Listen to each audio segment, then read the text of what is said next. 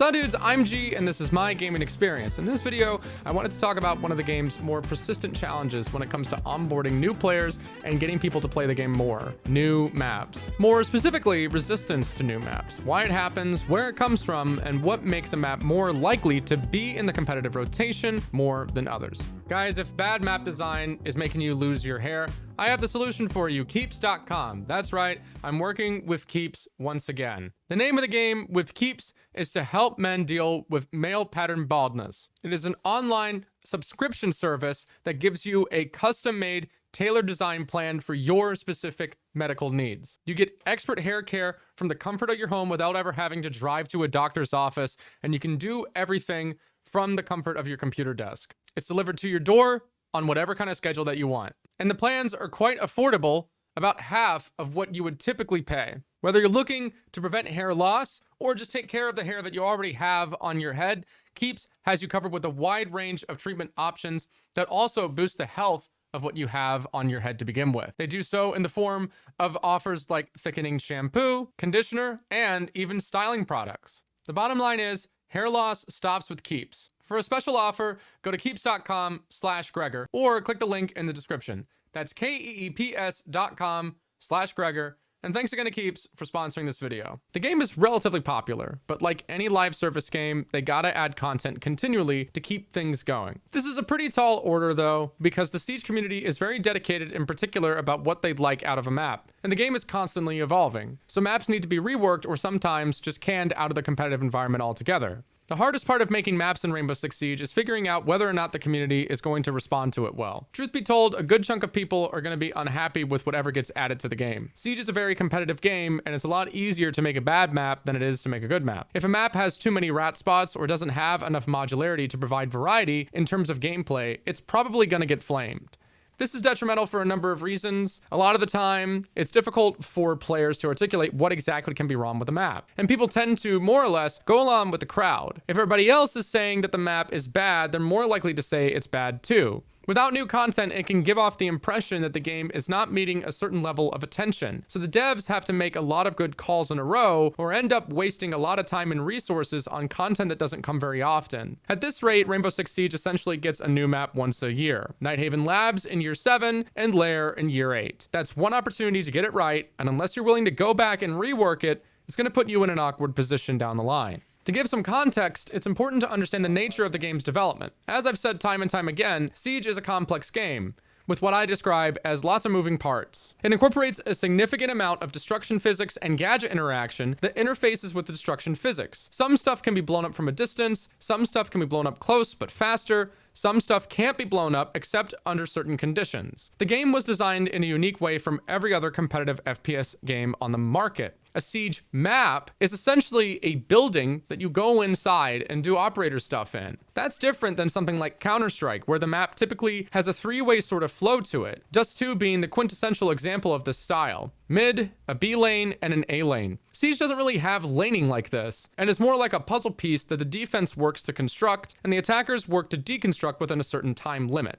At a certain point, depending on the amount of variables that you throw in, a map can be considered solved, with only a certain amount of defaults and positions to hold and take. This can manifest itself in the form of common angles and common destruction points. Border, for example, is a tiny map that is pretty much solved. You get control of CC and break and work the main wall. You cut off the crosses from east, and that's the long and short of it. Unless you try to mix it up and do an east take, which is what most people are going to do in a pinch. A more modular design would be something like Nighthaven, which is bigger and offers more variation. Obviously, at a certain point, too many borders and Oregons turn into board-er and bored again. So the game needs new content. At this rate, the game gets new maps once a year. That's the standard that Siege has kind of worked with for some time. It's important to add a new drop in the bucket every once in a while, at the very least, to give players something to do and new variations in terms of the destructive gadgetry. New walls to open, new vertical to experiment with, new gadget positions, and the like. In a roundabout way, operator balancing can give players new ways to solve an already existing setup. For example, Maestro, ever since he got the 3 cameras, is a pretty competent anchor that can cover a wide range of bases for your team that he previously couldn't. Now he can allocate a camera away from the site, which is something you couldn't really justify before, and that's not insignificant. This gives new playtime in a way because it gives the players more tools in their toolbox to experiment with. A new map puts players outside of their comfort zone and forces them to consider different possibilities, at least for the first couple of months that it's out, before it gets solved anyway. But the shelf life, as you can imagine for new map content, can go by pretty quickly, which is why making a map modular nowadays is really important. This is why maps in Siege right now are quite big, with a lot of different ways to skin a reinforced wall. You can almost consider a map like Nighthaven evergreen.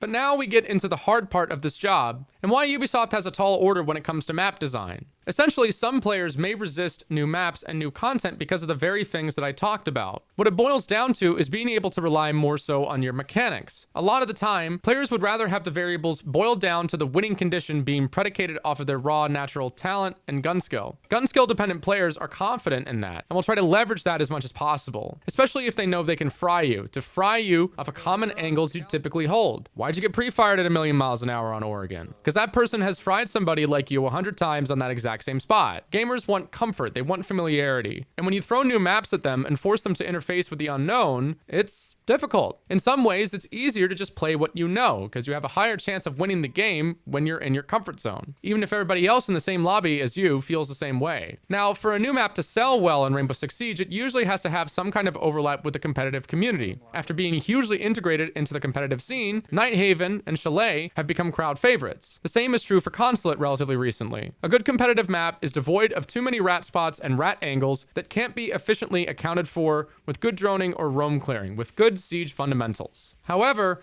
if the map isn't up to snuff, it's difficult to justify the time you spent working on it. And it can be something relatively simple, like the colors of the map. One of the common complaints I hear about Lair is that there isn't a good sense of where you are on the map at any given time, unless you're just really familiar with the physical layout. One room looks just like another room, despite them being on opposite ends of the building. To counteract this, map reworks and new maps tend to implement a lot of color coding, going so far as to label certain callouts in the compass with colors like green stairs, white stairs, red stairs, etc. Sometimes you have a blue staircase that's called printer stairs, but hey, you can't overwrite the existing callouts people had for the original maps too much though, which is why yellow stairs on Consulate is still yellow stairs, because yellow stairs is a massively important spot to hold on the new and old Consulate, and it's been ingrained into everybody's brains. Too much resistance can lead to resentment generated between the devs and the player base, and the devs can end up in a situation where the man hours they spent laboring on the content doesn't really feel like it's worth it or rewarding.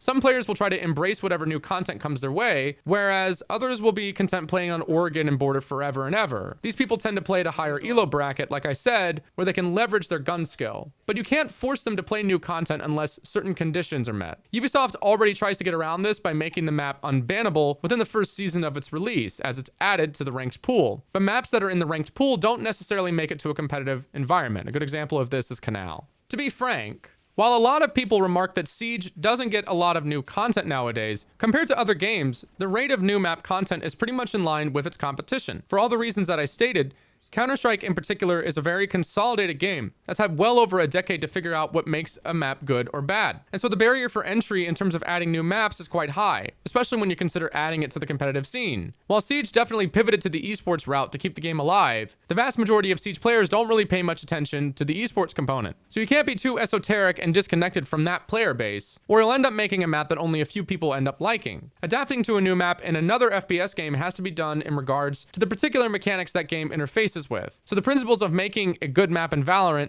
don't necessarily apply in Siege. However, my point ultimately is that Siege isn't the only FPS live service game that has a tough time adding in new content. Siege actually has a lot of maps in its competitive rotation compared to other competitive FPS games. For instance, Counter-Strike has 7, Valorant has 8, and Siege has 9. These are the most direct comparisons I can make to 5v5, elimination, plant the bomb to win styles of games. That being said, I don't think there's anything wrong with the current Siege competitive map pool, aside from maybe Cafe. I think Cafe could get spruced up a little bit, but in terms of its overall balancing, yeah, the defender-sided nature of the top floor peaks is kind of annoying, but there are ways to get around that just require players to be a little bit more conscientious. And sometimes that can be a difficult thing to narrow down. How much of players not liking a new map comes from them just not being conscientious enough to take into account new stuff or frustrating variables that can get you easily picked off versus what's just rewarding good, skillful play. And as it turns out, Ubisoft's strategy of going back and reworking the maps actually did pay off. That was a smart thing for them to do because everything in the competitive map pool that you look at has been touched up in some way. Nighthaven's the only one that is pretty much unchanged from how it released as a new map that got released in year 7. But everything that you see here on the screen was either extensively or subtly reworked in some way. So the game has evolved and mechanically kept up, and the maps have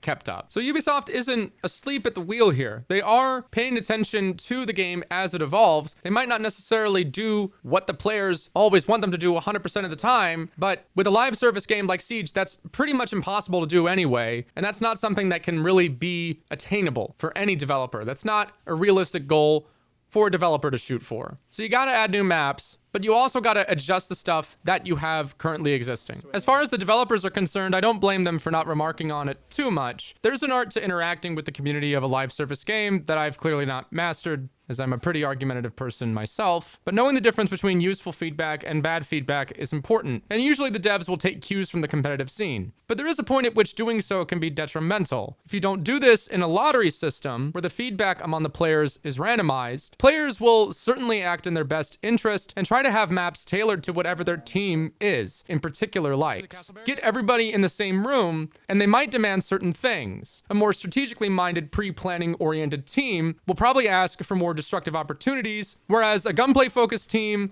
might ask for tighter corridors that give them better gunfighting advantages. Knowing when the players are advocating for their team's interest versus the game's interest can be challenging. And a lot of Siege players will just get mad at any kind of new stuff that gets thrown their way initially, regardless of whether it's any good or not. Sometimes it's also difficult to articulate what can be wrong per se with a map. It's usually based off of a vibe more than anything else, and actually explaining in concrete detail, hey, this room is too tight.